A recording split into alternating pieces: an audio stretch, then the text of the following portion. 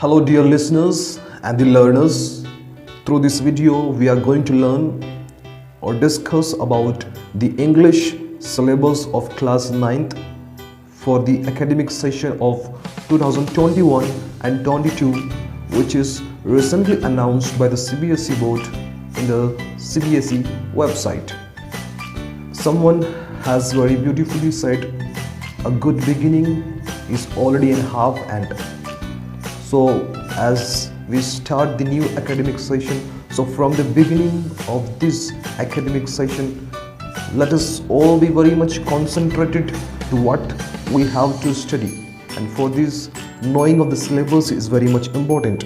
So just like the previous year's question paper, which is divided into three sections like A, B and C, so also this academic session divided into reading skills, writing skills with grammar, literature textbooks and supplementary reading texts.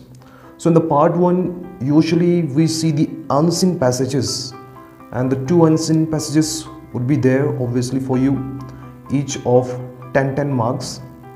Then we have in the literature textbooks the multiple choice questions from the extract from drama and prose, and the other one is the multiple choice questions based on the extract from the poetry. See, one thing you have noticed that drama and prose is different and the poetry is different, right? And from based on these 2 questions of 5 marks can come. And in the grammar, one thing very much you have to know that in the previous year, because of the pandemic COVID-19, the some portions in the grammar were deleted, but this year nothing is deleted. That means everything you have to study, and study in such a way to become perfect in each topic that you study. And the topics like tenses, which we have been studying from our childhood, obviously we have to become master of that, because learning the tense is very much important both for our communication and the writing skills. And the models we have subject, verb, concord, reported speech, commands and the request, statements, cautions, determiners, use of passive voice, clauses and the prepositions. So here these things we cannot learn just by heart, but we have to understand it.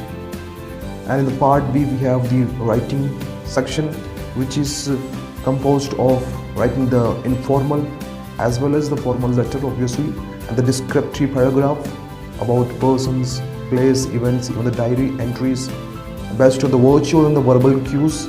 And there can be another question of writing a story based on the given outlines or the cues, so that you have to write it and you have to use a proper grammar for that. The tenses as well as the good grammar is very much important. And in the literature part, the 4 out of 6 short answers would be there, mixed from Beehive in the Moments book. And there can be another 4 out of 6 short answers again of 40 to 50 words, both from the Beehive and the Moments book would be there. So 6 questions would come out of 6, obviously 4 you have to attempt. And there will be 2 long answers from the Beehive book, out of which 1 you have to answer, and 2 long answers from the Moments book obviously, and out of this also 1 you have to answer. And what are the prescribed books published by the NCERTs, which last year and the previous years also we have the Beehive and the Moments and the words expression, that is a workbook. And here a piece of advice for the teachers, and the aim for this academic session should be like we have to learn whatever is being taught to us properly and develop good communication skills. And for the internal marks, you have the listening and speaking competencies, like assessment of this listening and speaking. And you also have the projects from the textbooks, chapters, projects from the grammar, and the art integrated projects, which last year also you might have done. And from the Cbse website it is given very much clearly, and which is very much compulsory. And these are the guidelines are given to us how we can prepare for the listening and speaking skills. So I would say once all of you must go through this syllabus, because knowing the syllabus and knowing the guidelines before writing the exam is very much important.